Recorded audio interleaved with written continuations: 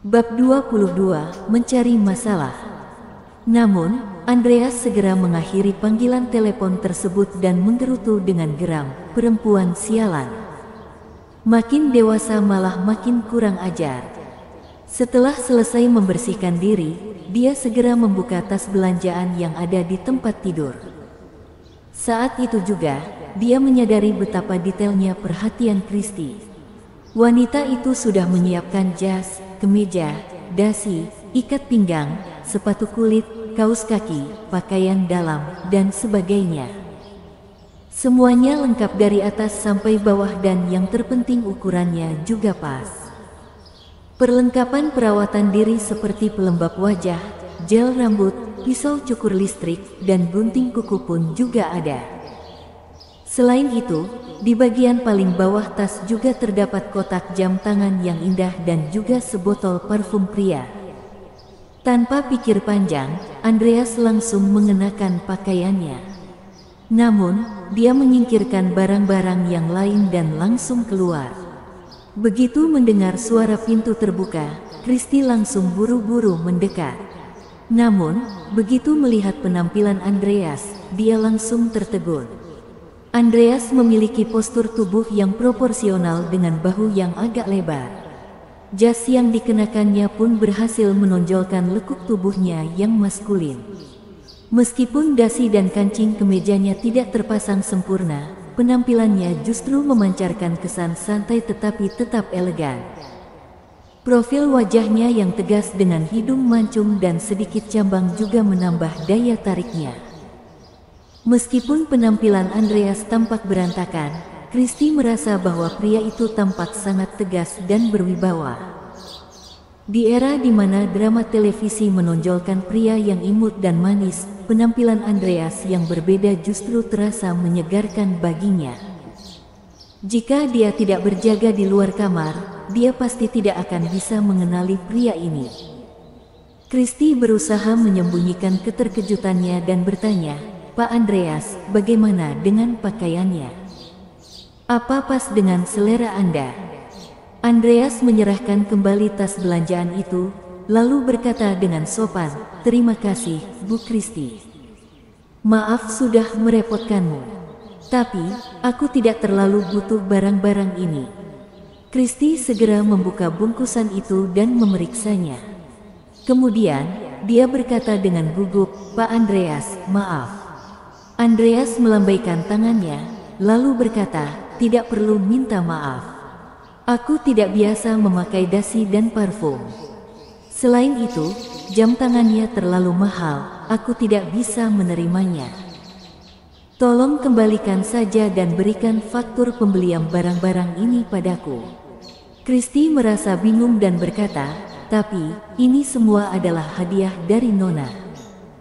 Semua biaya ini akan aku tanggung sendiri," tegas Andreas memotong ucapan Kristi. "Tenang saja, aku akan menjelaskan semuanya kepada Vivian. Oh ya, apa di sekitar sini ada supermarket? Aku ingin membeli sebungkus rokok." Kristi tampak terkejut dan segera meminta maaf. "Maaf, Pak Andreas, saya tidak tahu kalau Anda suka merokok." Andreas tersenyum tipis, lalu berkata, "Kak Kristi, kamu tidak perlu bersikap terlalu sopan padaku. Panggil saja aku Andreas. Jangan memperlakukanku sebagai orang yang istimewa. Aku hanya seorang sopir biasa yang kebetulan bersaudara dengan Vivian. Aku bukan orang penting seperti yang kamu pikirkan." Kristi agak terkejut dengan kejujuran Andreas, lalu dia berkata, "Baiklah, Andreas. Kalau begitu aku akan bersikap santai padamu. Rokok merek apa yang biasanya kamu isap? Aku akan bantu carikan." Andreas mengangguk dengan sopan lalu menjawab, "Sabana merah yang harganya 9.000. Terima kasih sudah mau mencarikan, Kak Kristi." Kristi tertegun sejenak dan kembali merasakan ketertarikan pada pria ini. Tiba-tiba, pipinya pun merona tanpa sebab. Dia pun segera mengajak Andreas ke mobil dan pergi dari tempat tersebut, meninggalkan imajinasi liarnya terhadap pria ini. Sementara itu, suasana di kediaman keluarga Hart makin ramai. Cahaya lampu menerangi setiap sudut ruangan. Namun, keluarga Golding terlihat gelisah di pintu masuk sambil menanti kedatangan seseorang. Thomas terlihat gusar, lalu berkata, "Bibi, bagaimana ini?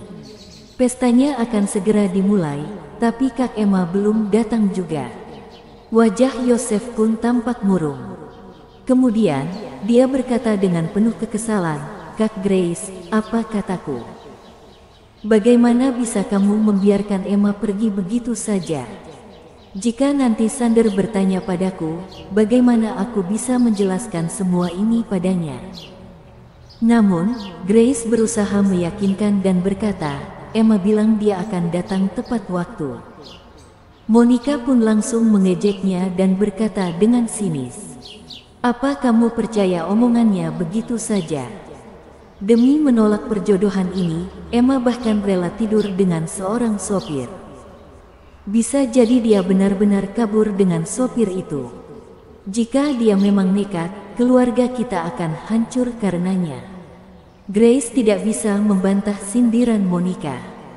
Dia pun segera melototi suaminya dan berseru dengan marah, "Kenapa kamu hanya diam saja? Cepat telepon Emma lagi." Sebelum Bruce sempat menghubungi Grace, sebuah mobil perlahan mendekat. Saat melihat plat nomor kendaraan tersebut, Grace akhirnya merasa lega. Dia pun buru-buru membuka pintu mobil dan berkata, "Emma, kenapa baru datang?" "Tadi ada sedikit masalah di jalan, jadi aku agak terlambat," jelas Emma dengan singkat. Kemudian, Grace melirik ke arah belakang dan bertanya dengan suara lirih, "Bagaimana dengan Andreas? Apa urusanmu dengannya sudah selesai?" Melihat putrinya tidak segera menjawab, ekspresi wajah Grace berubah menjadi serius. Dengan nada tegas, dia memperingatkan, "Emma, aku ingatkan sekali lagi, jika kamu membuat masalah dalam acara ini, kita berdua akan diusir dari keluarga Golding." Emma menyeringai sinis dan menjawab, "Tenang saja, aku sudah ada di sini. Apa lagi yang ibu khawatirkan? Aku sudah ditumbalkan, jadi rencana ini tidak akan gagal." Sander memang benar-benar tidak berguna. Grace terlihat kebingungan dengan pernyataan putrinya itu dan bertanya, "Apa maksudmu?" Emma pun menjawab dengan nada sarkastik, "Bukankah selama ini Sander selalu memandangku sebagai tumbal yang digunakan oleh keluarga Golding untuk mendapatkan keuntungan?" Kedengarannya memang kasar, tapi inilah kenyataannya. Kenapa kalian malu untuk mengakuinya? Grace langsung menegurnya dan berbisik dengan nada tegas, "Emma, semua yang kulakukan ini semata-mata demi kebaikanmu. Mungkin saat ini kamu belum memahaminya, tapi kelak kamu akan mengerti." Emma tersenyum sinis, lalu berkata, "Apa menyerahkan putrimu sendiri kepada pria yang memperlakukannya seperti mainan itu perbuatan yang baik? Kalau begitu, apa aku harus berterima kasih atas kebaikan hatimu?" Grace tercekat mendengar sindiran Emma dan hendak mengumpatnya, "Dasar." Ketika pertengkaran itu hampir memanas, Sander tiba-tiba datang dengan gagahnya. Namun, Emma tidak memberinya kesempatan untuk berbicara dan langsung pergi. "Ikut aku sebentar, ada yang ingin kutanyakan padamu." Sander pun buru-buru memberikan sebuah undangan kepada Grace, kemudian menyusul Emma. Dengan langkah anggun, Emma berjalan menuju tempat yang lebih sepi. Pandangan Sander pun tak lepas darinya. Setibanya di tempat yang sunyi, Sander tak mampu menahan diri lagi dan meraih tangan Emma.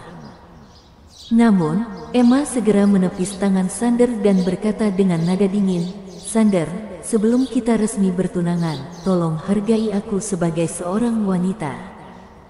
Kita sedang berada di tempat umum, jadi jangan melakukan hal yang tidak senonoh di tempat ini." Sander langsung meledak dalam kemarahan dan berseru, "Dasar wanita murahan. Jangan sok suci. Kemana saja kamu selama 2 jam bersama sopir itu? Pasti kamu sudah sering berganti pasangan, kan? Sopir itu bahkan boleh menyentuhmu, tapi kenapa aku tidak boleh? Emma berusaha memberontak, lalu menjawab dengan tegas, benar, kami berdua memang pergi tidur bersama. Kenapa? Apa kamu tidak suka? Kalau begitu, jangan sentuh aku. Plak. Sander menamparkan Emma dengan keras sambil mengumpat, dasar pelacur. Emma tidak menghindari tamparan tersebut dan tubuhnya pun terhuyung ke belakang. Apa kamu sudah puas? Kalau belum, silakan lanjutkan. Sander menggertakkan giginya, lalu berkata dengan nada merendahkan, Emma, aku tidak menyangka kamu suka diperlakukan seperti ini. Apa kamu menikmati pukulanku? Dengan tatapan tajam, Emma menjawab, tidak sama sekali. Aku lebih menikmati pukulan Andreas daripada pukulanmu. Sorot mata Sander langsung berkobar dengan kemarahan dan dia terlihat seperti ingin membunuh wanita yang ada di depannya. Emma, kamu memang cari mati. Emma tetap berdiri tegak di tempatnya. Dengan tatapan angkuh, dia berkata, Sander, hentikan perbuatanmu jika kamu tidak ingin mempermalukan dirimu sendiri. Dengarkan baik-baik, kamu bebas melakukan apapun padaku saat nanti kita berada di kediaman keluarga Vanderbilt. Tapi, sebelum kita berada di sana, jangan anggap aku sebagai mainanmu. Jika kamu berani menyentuhku lagi, aku akan membuatmu menyesal. Saat melihat ketegasan Emma, Sander pun akhirnya mengalah. Kemudian, dengan senyum mengejek dia berkata, baiklah, kita tunggu saja malam ini. Aku akan membuatmu merasakan kesenangan yang sesungguhnya. Kenapa kamu memanggilku ke sini? Bersambung. Bab 23, bisnis adalah bisnis. Emma pun langsung mengutarakan tujuannya dan bertanya, sebenarnya apa yang sudah kamu lakukan sampai membuat Andreas marah? Sander tertawa sinis seakan mendengar lelucon. Dia melihat sekeliling, lalu berbisik, Andreas. Sopir tidak tahu diri itu. Bajingan itu sudah tidur dengan wanitaku dan kamu masih berani bertanya seperti itu. Sander, ucap Emma dengan tegas. Aku ulangi sekali lagi, aku bukan wanitamu sampai kamu resmi melamarku. Selain itu, kita sama-sama tahu bagaimana masalah kemarin berawal. Jika kamu benar-benar seorang pria sejati, selesaikan masalah ini dengan keluarga Smith. Kenapa kamu malah menyeret sopir itu dalam masalah ini? Sander menyeringai, lalu berkata dengan sinis, apa kamu sedang membela sopir itu? Apa kamu punya hubungan khusus dengan Andreas? Apa dia bisa memuaskanmu di ranjang? Emma tidak marah mendengar sindiran Sander. Sebaliknya, dia menanggapinya dengan tenang. Awalnya aku kira kamu adalah pria yang cerdas. Tapi, ternyata isi kepalamu hanya tentang urusan ranjang saja. Kalau kamu hanya ingin membicarakan hal seperti ini, lebih baik kita sudahi saja obrolan ini. Oh ya, Andreas bilang dia akan datang ke kediaman keluarga Hart malam ini. Dia ingin kamu meminta maaf padanya di depan umum. Sander tertawa terbahak-bahak mendengarnya. Apa? Dia bilang dia akan datang ke sini.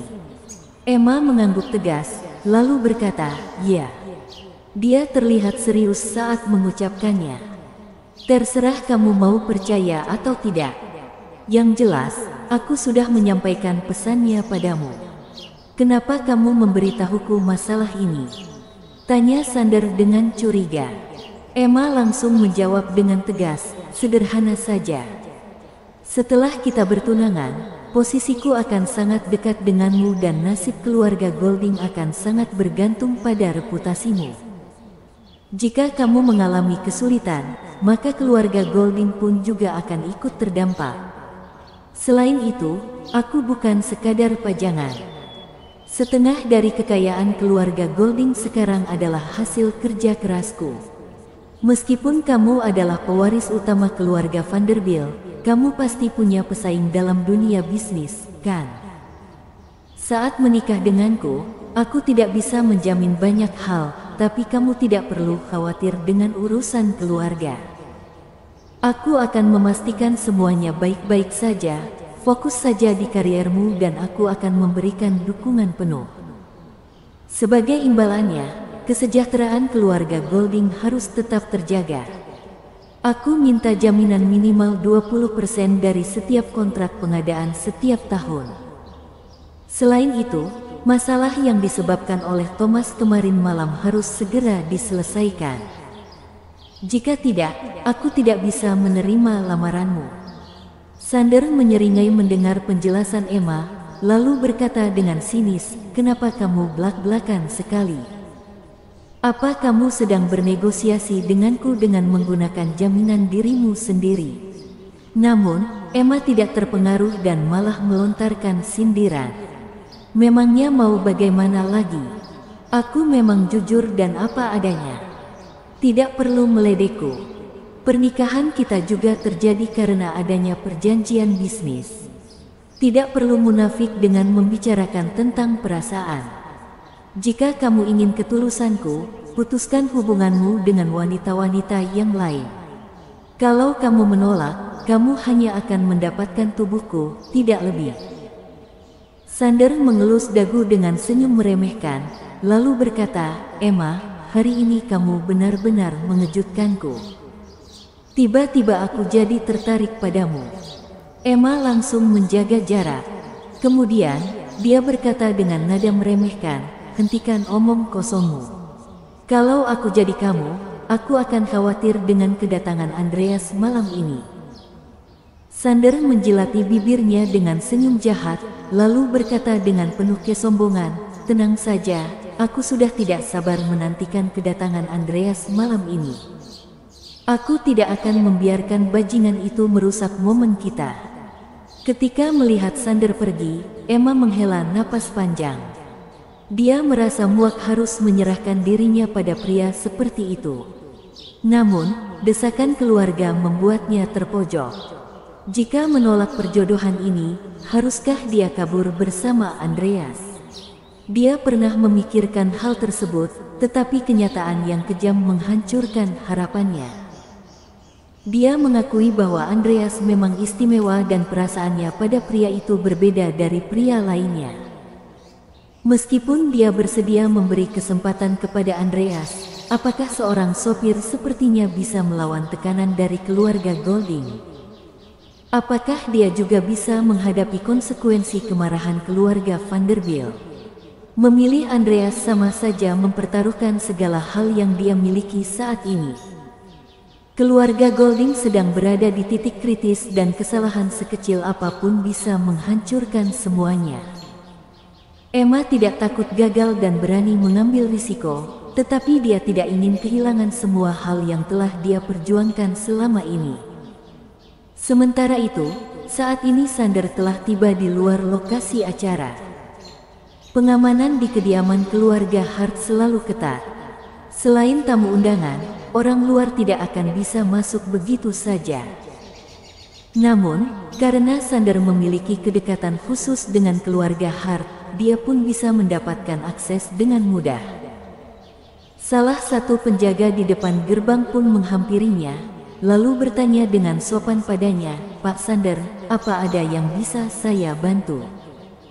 Mengingat reputasinya yang harus dijaga, Sander merasa perlu bertindak hati-hati. Dia menarik penjaga tersebut ke samping dan berbisik, jika nanti ada seseorang mengaku bernama Andreas atau siapapun yang mengaku memiliki hubungan dengan keluarga Golding, baik pria maupun wanita, tolong tahan dulu orang itu. Jangan biarkan dia masuk sampai acara selesai. Nanti akan ada anak buahku yang mengurusnya secara langsung. Karena ini masalah pribadi, jadi tolong rahasiakan ini dari siapapun. Sebagai imbalannya, nanti aku akan memberimu hadiah yang setimpal.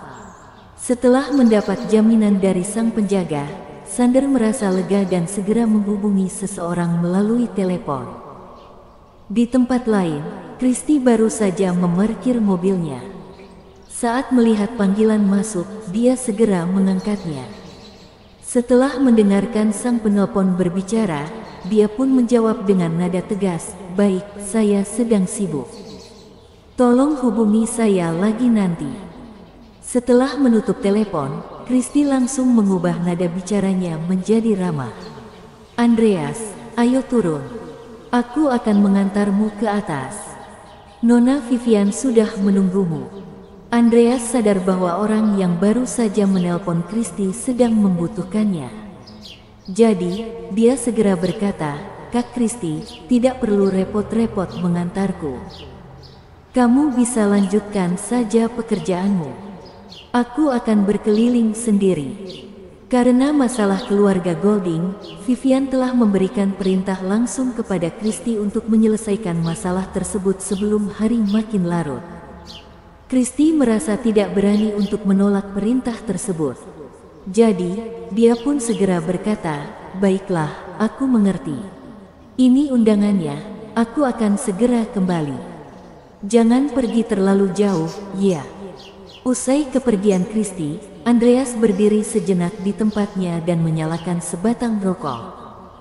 Pandangannya tertuju pada halaman luas di luar kediaman keluarga Hart, di mana pesta berlangsung meriah dengan alunan musik yang lembut dan gemerlap lampu.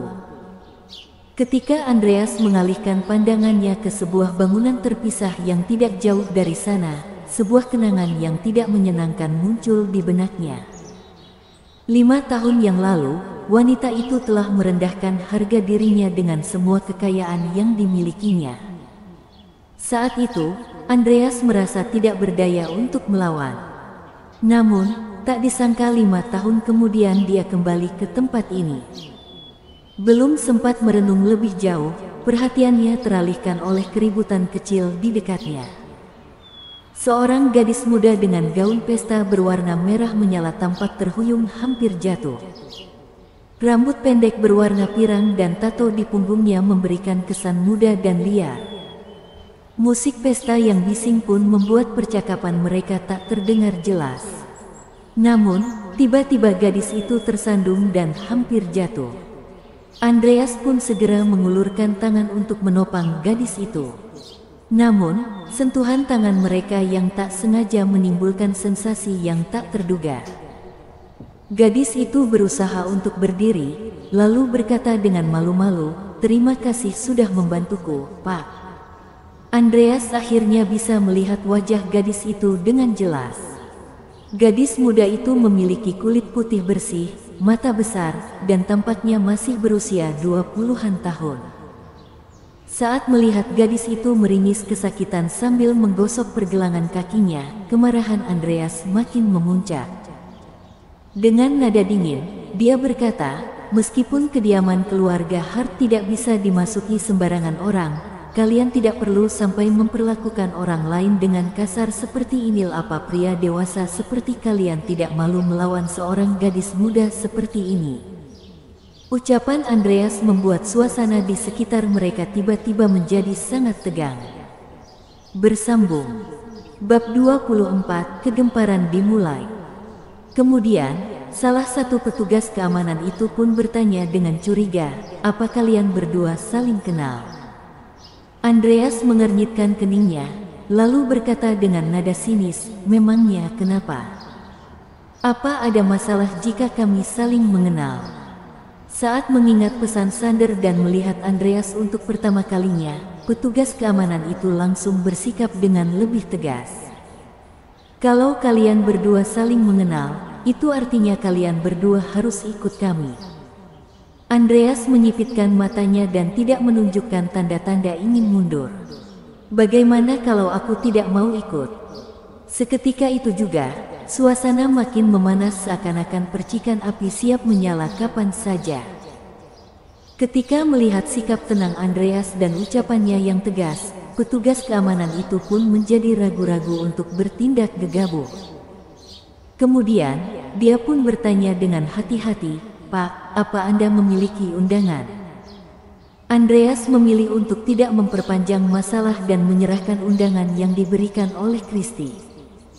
Kemudian, dia bertanya kepada gadis itu dengan nada lembut, "Apa kamu tidak apa-apa?"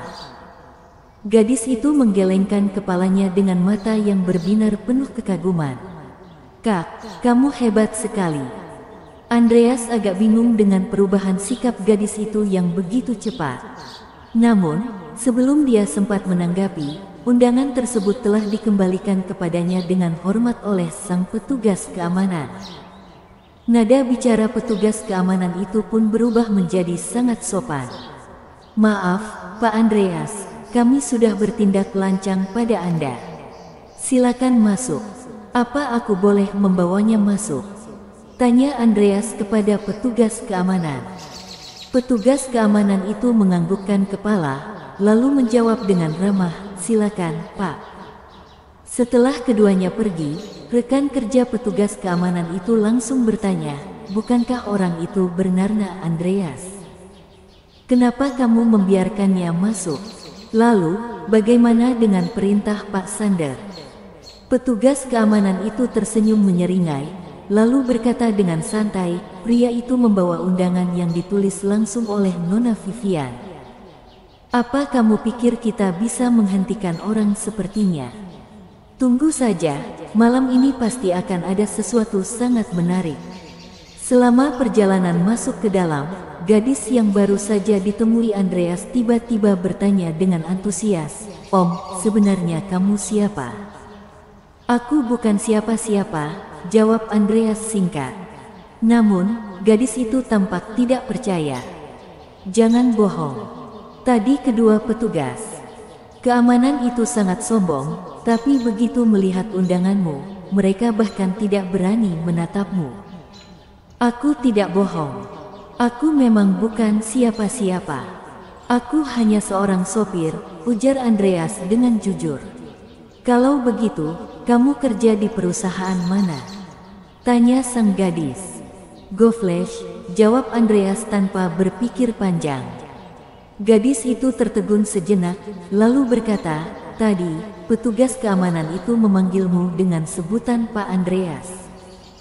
Jangan-jangan kamu adalah Andreas Malcolm?" Kini, Andreas yang merasa heran. Langkahnya terhenti sejenak, lalu dia pun bertanya, "Apa kamu mengenal orang itu?"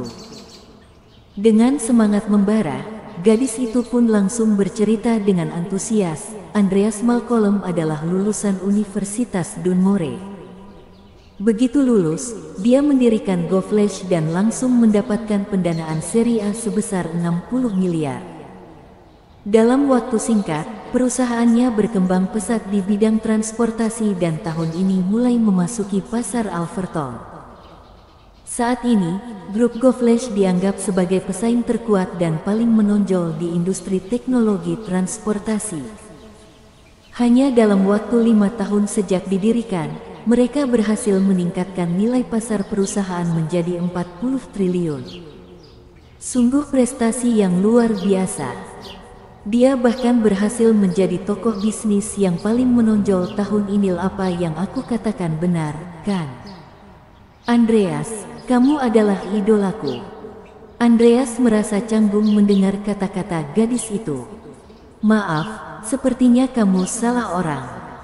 Yang kamu maksud itu adalah bos perusahaanku, sedangkan aku hanyalah seorang karyawan biasa. Silakan lanjutkan kegiatanmu. Tadi aku hanya berusaha membantumu karena tidak tega melihatmu diperlakukan dengan tidak adil. Jadi, kamu tidak perlu berterima kasih padaku. Aku pergi dulu." Saat Andreas pergi, gadis itu malah makin penasaran dengannya. Tiba-tiba, Yosef datang dari belakang dan menegurnya dengan suara pelan, "Tracy, aku sudah menyuruhmu datang lebih cepat. Kenapa kamu baru sampai? Apa kamu ingin membuatku marah?" "Tentu saja tidak. Kalau kamu marah dan sampai meninggal, aku takut ibu tiriku yang masih muda dan cantik itu akan jadi janda," jawab Tracy Golding dengan acuh tak acuh. Yosef merasa kesal dan segera berseru, "Dasar anak kurang ajar. Ingat baik-baik bahwa kamu adalah putri bangsawan dari keluarga Golding. Bagaimana bisa kamu berbicara seperti itu di acara penting seperti ini? Aku memang tidak ingin datang ke sini." Lagi pula, Emma sudah hadir dalam acara ini, jadi kedatanganku tidak terlalu penting. Aku hanya akan dianggap sebagai pajangan saja, jawab Tracy dengan malas. Saat melihat Yosef makin marah, Thomas buru-buru mengingatkan, Tracy, jaga ucapanmu di depan ayah. Tracy mendengus kesal saat mendengar peringatan tersebut. Beraninya kamu bicara seperti itu padaku. Masalah yang kamu buat saja belum selesai. Untung saja tadi aku tidak ditangkap saat di pintu masuk karena petugas keamanan mengira aku anggota keluarga Golding. Thomas mengerutkan keningnya, lalu berkata dengan tenang, apa maksudmu masalahku dengan anggota keluarga Hart? Kamu tidak perlu khawatir tentang masalah itu. Tadi Sander sudah memberitahuku bahwa nanti dia akan memperkenalkanku pada Bu Christie yang merupakan wakil direktur grup Hart. Masalahku mungkin bisa selesai malam ini juga. Pada saat yang sama, Monica datang mendekati mereka dengan anggun. Dari jauh saja aku sudah bisa mendengar pertengkaran kalian. Yosef, kamu baru saja bertemu dengan Tracy. Kenapa kamu tidak bisa mengendalikan emosimu? Yosef mendengus kesal, lalu menjawab dengan tegas, dia memang sengaja memprovokasiku. Lihat saja warna rambutnya yang mencolok. Penampilannya sama sekali tidak mencerminkan seorang gadis bangsawan. Lalu, lihatlah tato-tato itu. Sungguh tidak pantas. Aku sudah lama menyuruhnya menghapus tato-tato itu, tapi dia tidak menggubrisnya. Di acara besar seperti ini, dengan banyaknya tamu berlatar belakang tinggi, siapa yang akan tertarik padanya? Monica melirik sekeliling, lalu berkata dengan senyum tipis, jangan terlalu cepat menyimpulkan, Yosef. Aku saja sudah bosan melihat gadis-gadis yang terlalu kaku itu. Mungkin saja ada di antara pria-pria itu yang lebih menyukai tipe gadis seperti Tracy. Namun, Tracy tampak kesal mendengar ucapan tersebut. Sudahlah, jangan memaksaku menjalin hubungan dengan orang lain. Aku sudah punya pacar. Begitu mendengar kata-kata tersebut, raut wajah Yosef langsung berubah dan dia pun teringat akan insiden sebelumnya bersama Emma. Apa? Kamu punya? Sejak kapan kamu menjalin hubungan dengannya? Kenapa kami tidak memberitahu kami? Siapa pria itu? Apa latar belakang keluarganya? Tracy menatap ke arah tertentu, lalu seulas kelicikan melintas di matanya. Tiba-tiba, dia mendapat ide dan berkata, itu dia ada di sana. Aku akan menjemputnya dan memperkenalkannya pada kalian. Begitu selesai berbicara, dia langsung berjalan ke arah Andreas. Dengan nada sedih, dia segera berkata, Om, tolong bantu aku. Andreas mengerutkan kening, lalu bertanya, apa anak buah keluarga Hart menyakitimu lagi? Bukan, tapi ibu tiriku memaksaku untuk menikah dengan orang yang tidak kukenal. Jawab Tracy dengan nada penuh keluhan.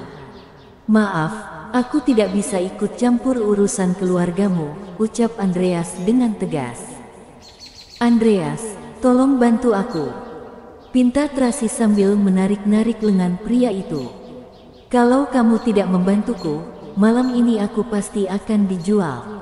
Andreas terkejut mendengar pernyataan Tracy. Apa ibu tirimu adalah seorang pedagang manusia? Tracy hampir tertawa mendengar pertanyaan Andreas. Om, kamu ini lucu sekali. Ayo, ikut aku. Sebelum Andreas sempat bereaksi, Tracy sudah mengaitkan lengannya pada Andreas dan memperkenalkannya kepada ayahnya. Ayah, kenalkan, ini pacarku. Namanya Andreas. Thomas mengamati Andreas dari atas ke bawah, lalu berkata, namamu terdengar tidak asing. Sepertinya aku pernah mendengarnya sebelumnya. Sebelum Andreas sempat menjawab, Tracy langsung menjelaskan, tentu saja kamu tidak asing dengan namanya. Dia adalah pendiri GoFlash. Begitu mendengar nama perusahaan itu, Monica langsung terbelalak kaget. GoFlash adalah perusahaan transportasi yang sedang naik daun di Alverton. Perusahaan ini telah melakukan investasi sebesar 200 miliar dan memicu perang harga yang sengit di industri transportasi. Dengan nilai pasar yang mencapai 20 triliun, nama GoFlash sudah sangat dikenal di semua lapisan masyarakat, termasuk Monica. Meskipun pengaruh Sanders sangat kuat dan keluarga Vanderbilt dirumorkan memiliki aset sekitar 20 triliun, perlu ditegaskan bahwa aset tersebut bukan hanya milik Sanders seorang. Jadi, situasi Sanders sangat berbeda dengan pria ini. Dia memulai semuanya dari nol dan membangun grup GoFlash dengan usaha sendiri. Oleh karena itu, keduanya tidak bisa dibandingkan. Awalnya, Monica merasa iri kepada Grace yang telah dikaruniai anak perempuan yang begitu luar biasa. Bahkan, anak perempuan tersebut akan menikah dengan anggota keluarga Vanderbilt dan menyandang status sebagai nyonya muda.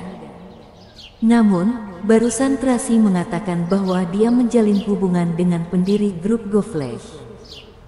Jika Monica bisa menjaga hubungan baik dengan calon menantunya, tidak akan ada seorang pun di keluarga Golding yang berani meremehkannya. Jika semuanya berjalan lancar, dia pasti bisa mendapatkan apapun yang dia inginkan. Bersambung.